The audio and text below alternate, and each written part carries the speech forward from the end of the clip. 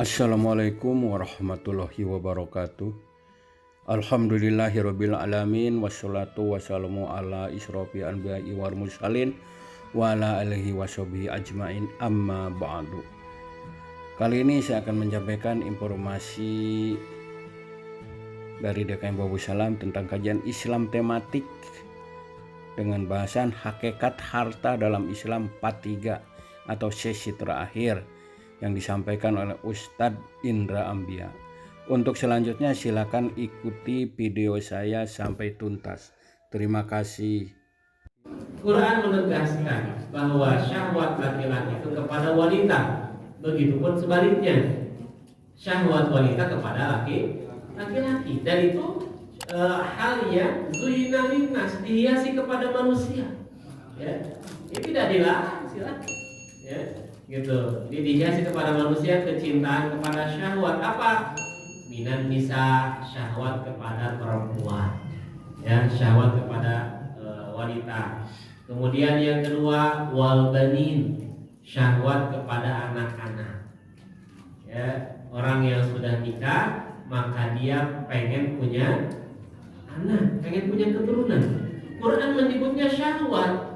Karena syahwat itu kecenderungan sama seperti harta, ya, gitu. Jadi Quran ketika berbicara syahwat bukan hanya berbicara lawan jenis, ya. Pengen punya anak pun sebutnya syahwat. Nanti kemudian selanjutnya wal qanatiril muqantarah, dihiasi kepada apa? Kepada manusia kecintaan syahwat kepada harta benda, tuh, ya. Cinta kepada harta pun itu syahwat, gitu. Makanya di sini dirinci cinta kepada emas, ya, minat zahab, kemudian wal fiddah, cinta untuk memiliki perak, ya, emas dan perak. Lalu di orang mana?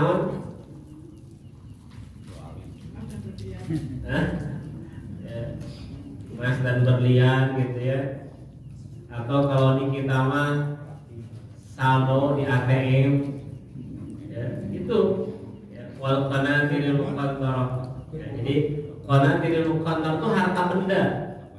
Ya, terkait harta benda Allah rinci emas, perak, wal khailil musawwamah, kuda tunggangan.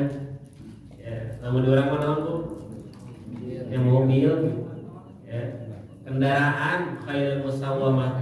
Di zaman Nabi khairul musawwamah kuda tunggangan. Kalau di kita kendaraan, ya, motor, mobil, ya, itu khairul musawwamah. Kemudian wal an'am, ya, peternakan, ya, peternakan. Kemudian wal harth, pertanian. Nah, jadi di ayat ini Allah menjelaskan bahwa kecintaan kepada harta itu karena memang harta merupakan perhiasan hidup bagi manusia. Ya. Dan Bapak Ibu, Quran tidak pernah melarang kita untuk memiliki banyak harta, silahkan. Ya. Bapak Ibu punya barang mewah, boleh, silahkan. Islam tidak melarang. Ya. Misalkan Bapak punya rumah, di rumahnya tuh ada kolam renang, terus ayah naon lagi, ya, jadi buat berenangnya ada, buat olahraganya ada, ya, buat main bolanya, ayah, kebayangkan rumahnya seperti apa? Gitu. Boleh, silakan, ya, silakan, tidak dilarang. Bapak punya kendaraan, punya mobil, ya, mobilnya mewah. Mobil mewah kalau di kita apa, Pak?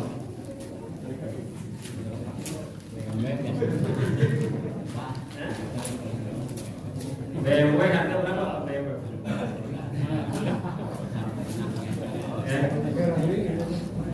Ferrari. Kalau di artis mah Lamborghini. Lagi pamer tentang Lamborghini, ya, yang pintunya tuh ke atas gitu.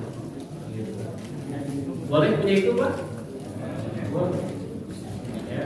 Bapak pakai mobil Lamborghini kami sudah Salam, boleh? Saya parkir. Ya, gitu. Tapi boleh, silahkan. Islam tidak melarang, gitu. Kata Allah berfirman di ayat ini, Dzalika mata'ul hayatid dunya. Itu semua kesenangan dunia. Wallahu indahu husnul ma'ab. Tapi ingat, ada yang lebih baik daripada itu semua. Ya, apa yang lebih baik? Qul a'unabbi'ukum bi khairin min dzalikum lilladzina taqaw 'inda rabbihim jannatun tajri min tahtiha al-anhar khalidina fiha wa azwajun mutahharatun wa ridwanun minallah. Ada yang lebih baik daripada perhiasan dunia itu, daripada harta semua itu. Ada yang lebih baik, itu apa? Kenikmatan surga. Ya, kenikmatan surga. Nah, Bapak Ibu dari jamaah Allah, itu poin yang ketiga. Nah, poin yang keempat kaitan dengan harta. Nah, ini yang mesti kita memiliki perhatian di sini. Kenapa? Karena harta adalah ujian keimanan. Ya. Jadi silahkan Bapak Ibu punya harta yang banyak, punya kendaraan yang mewah, silahkan, tidak dilarang. Tapi hati-hati, Allah mengingatkan bahwa harta itu adalah sebagai ujian keimanan. Ada orang yang dulu ketika miskin tidak punya harta, rajin ke masjid. Ketika sudah kaya raya, ke masjid. Ada yang begitu? Banyak.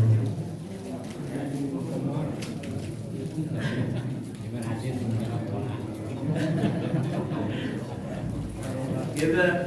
Tapi ada juga orang yang justru ketika dia miskin dia dekat dengan masjid, tapi ketika dia kaya semakin dekat dengan masjid. Ada yang begitu? Sehingga Bapak Ibu. Ya. Maka di sini Allah mengingatkan kepada kita, harta itu sebagai ujian keimanan. Di dalam surat Al-Anfal ayat 28 Allah mengingatkan, A'udzubillahi minasyaitonir rajim.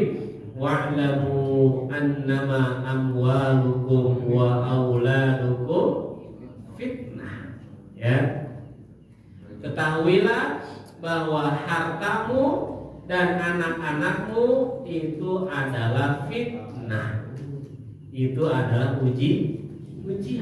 Apakah dengan harta itu kita semakin dekat dengan Allah, atau justru dengan harta itu kita semakin jauh dari Allah? Makanya dalam Al-Quran Allah berikan dua model. Ada model yang Allah kasih harta tapi malah semakin kufur. Ada model yang Allah kasih harta malah semakin soleh, semakin taat. Ya. Siapa model yang pertama yang Allah kasih harta malah semakin kufur, Pak? Qarun. Dia begitu sombongnya Qarun. Ketika ditanya Qarun, di mana harta Anda? Apa jawabannya? Innama utituhu ala ilmin indi. Ini harta yang saya dapatkan ini karena kecerdasan saya, karena ilmu saya. Itu Qarun. Makanya ketika diminta infaknya sedekah, mengeluarkan Qarun harta. Ya. Kenapa? Karena memang dia merasa bahwa harta ini ya hasil jerih payah saya. Kenapa harus saya keluarkan untuk orang lain? Itu Qarun gitu. Jadi kaya malah semakin pelit. Ya. Dan Quran menggambarkan bagaimana kekayaan Qarun, Bapak Ibu. Ya. Kuncinya saja, ya, kuncinya untuk membuka gudang hartanya itu harus dibawa oleh orang-orang yang besar. Kunci nabungkul ya. Menunjukkan hartanya begitu banyak, dibawa oleh orang-orang yang besar, yang kuat-kuat, karena banyak sekali hartanya. Makanya kalau Bapak Ibu nemuin harta, disebutnya harta harta Qarun. Kita sebutnya harta karun. Kenapa? Karena Qarun ditimbun oleh Allah hartanya. Dibalikkan bumi, kemudian hartanya tertimbun semua. Gitu. Nah, beda dengan Nabi Sulaiman. Kalau Nabi Sulaiman itu dikasih kekayaan yang banyak, harta yang banyak, tapi Nabi Sulaiman malah semakin taat kepada Allah. Makanya ketika ditanya, wahai Sulaiman, dari mana harta yang kau miliki? Jawabannya apa? Ada min fadli Rabbi. Ini semua karunia Allah. Nah, kalau orang beriman begitu Bapak Ibu. Jadi ketika kita memiliki sesuatu, kemudian ada orang yang muji, maka seperti Nabi Sulaiman mengatakan, hadza min fadli rabbi, ini semua karunia dari Allah. Bedanya Qarun mengatakan ini semua karena kecerdasan saya. Itu Qarun. Ya. Ibu merakaina menit pinter. Ibu jawab naon? Siapa dulu? Ya. Kade eta teh kok Qarun. Ya. Gitu. Ibu merakaina menit pinter. Alhamdulillah karunia Allah. Ya. Tidak boleh seperti Qarun. Sahlul atuh ibu. Siapa dulu dong? Ya, itu Bapak Ibu sekalian. Jadi, apa Pak? Siapa dulu ibunya kami ucapan dari lumayan. Malah dari kenapa? Dosa aja kalau. Ya, ya tentu kalau bercanda boleh saja, tidak apa. Ya, gitu. Tapi bercanda serius ya kamu? Saya bercanda ya. Nah, tapi artinya apa? Kita harus mengembalikan semuanya kepada Allah, ya. Makanya sahabat itu kalau ada yang muji, maka mereka mengucapkan alhamdulillah. Kenapa? Karena segala pujian kembali kepada Allah. Ya.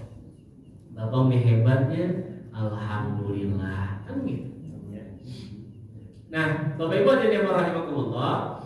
Kemudian di surat Al-Munafiqun Allah menegaskan, ya ayyuhalladzina amanu la tulhikum amwalukum wala auladukum an zikrillah.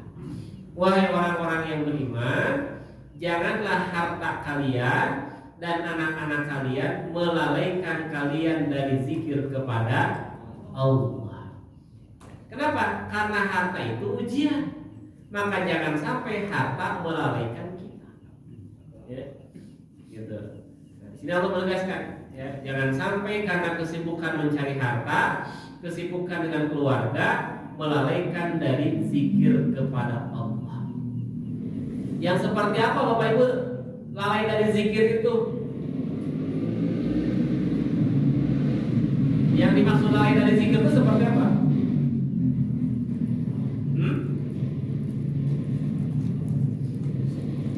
Zikir itu apa artinya? Mengingat Allah. Ya. Maksudnya orang yang lalai dari zikir itu 3 kriteria. Jadi yang dimaksud lalai dari zikir itu 1, orang itu lupa akan kewajibannya sebagai seorang hamba. Ya.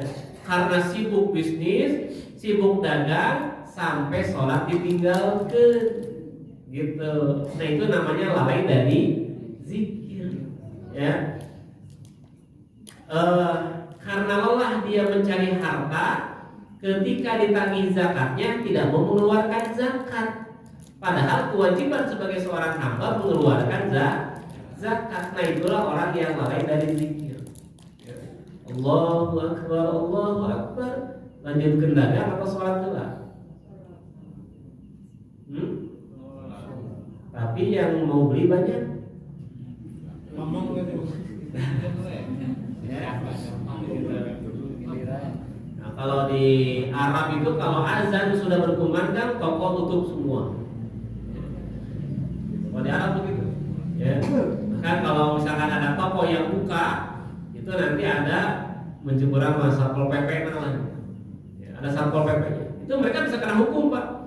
Jadi kalau masih ketika azan nih, ya itu mereka masih buka tokonya, itu nanti mereka bisa kena hukum kalau ketahuan satpol PP. Ya. Nah, di kita belum terbiasa seperti itu. Ya.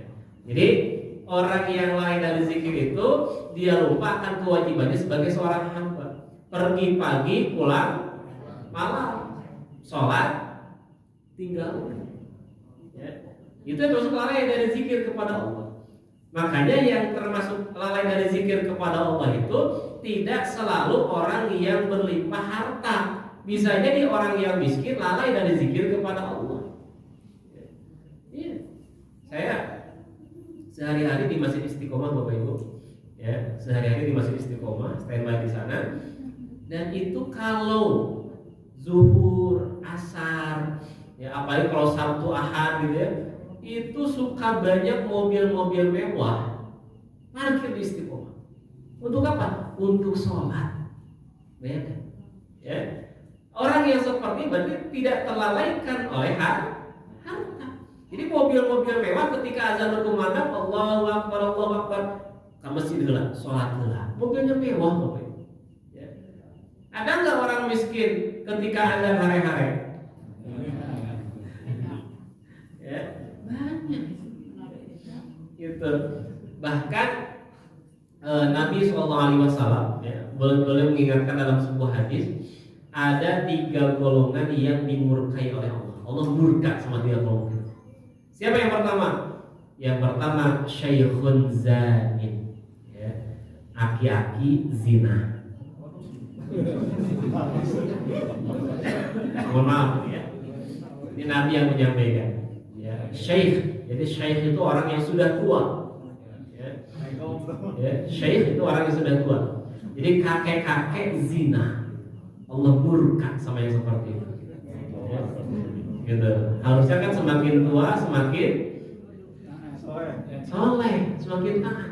Iya mah tua-tua. Ya, tua-tua keladi, semakin tua semakin jadi naon aku.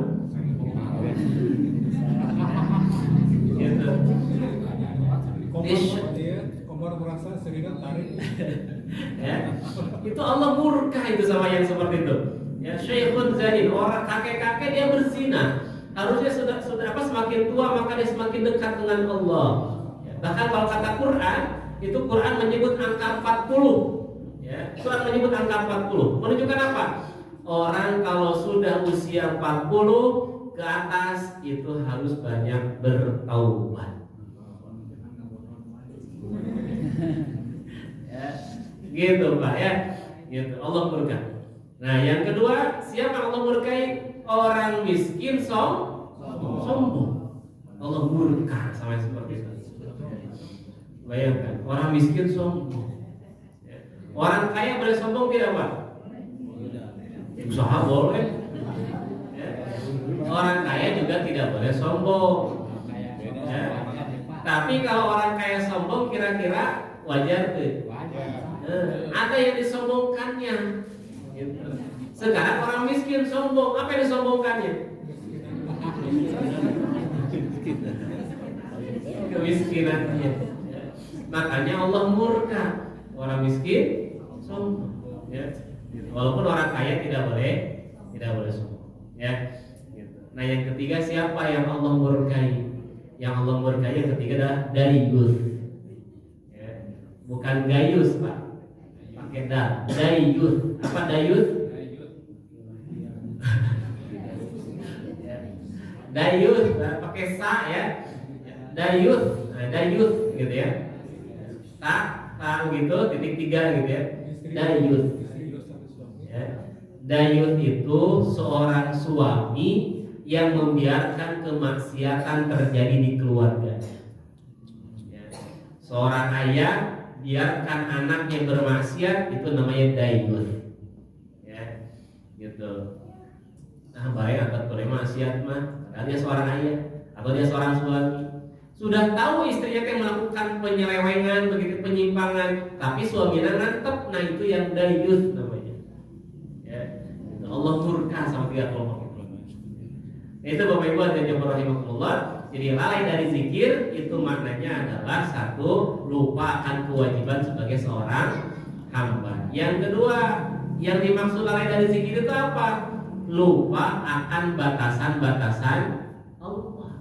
Ya, seperti apa? Allah itu kan sudah memberikan batasan. Apa kata Nabi SAW? Al halalu bayyinun wal haramu bayyinun. Nih yang halal sudah jelas, yang haram sudah jelas. Ya, yang halal boleh kita lakukan, boleh kita makan. Yang haram tidak boleh kita lakukan, tidak boleh kita makan. Sudah jelas. Ya, gitu. Nah, orang yang lalai dari zikir itu mereka sudah lupa dengan batasan-batasan Allah. Mereka sudah tidak peduli lagi mana yang halal, mana yang haram. Gak apa-apa, mau yang halal, mau yang haram terpaduli. Ya. Bahkan ada istilah zaman ayeuna mah tawakanu halal nu haram ge. Ada yang begitu, Bu? Ya. Nah, yang seperti itu orang yang lalai dari zikir kepada Allah. Dia sudah tidak memperdulikan lagi batasan-batasan Allah. Dan ini sudah diprediksi oleh Nabi SAW. Apa kata Nabi? Sayati ala nasi zamanul la yubali min aina asabal mal. Akan datang satu masa di mana pada masa itu orang sudah tidak memperdulikan lagi min halalin au min haramin, sudah tidak peduli baik yang halal maupun yang haram. Nah, jangan sampai kita termasuk orang yang lalai dari zikir kepada Allah. Kemudian yang ketiga, Bapak Ibu sekalian, yang dimaksud dari lalai apa? Yang dimaksud lalai dari zikir kepada Allah, yang ketiga maknanya adalah lupa akan hisaban Allah. Dia lupa bahwa apa yang dia miliki akan dihisab semuanya oleh Allah Subhanahu wa taala. Ya. Jadi Bapak Ibu, sebagai kesimpulan yang poin yang keempat ini, bahwa harta yang kita miliki itu adalah ujian keimanan. Apakah dengan harta itu kita semakin dekat dengan Allah, atau justru dengan harta yang kita miliki kita semakin jauh dari Allah? Ya. Makanya Bapak Ibu kalau disuruh milih, milih nu mana? Miskin tapi taat, benghar tapi kufur. Benghar tapi taat. Pilihannya dua. Ya. Pilihannya dua. Miskin tapi taat atau kaya tapi kufur.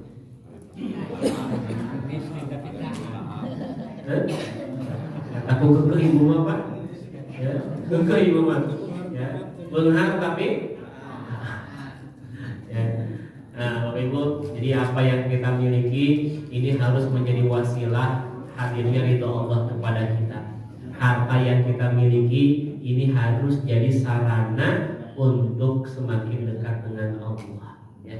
Jangan sampai justru dengan harta menjauhkan kita dari Allah. Ya, gitu. Terakhir, Bapak sekalian, Nabi SAW pernah dilihat oleh sahabatnya, pipinya berbekas. Jadi ternyata kenapa pipi Nabi berbekas? Karena Nabi habis tidur. Jadi Nabi habis tidur sampai pipinya berbekas. Kebayang nggak Bapak Ibu? Kenapa pipinya sampai berbekas?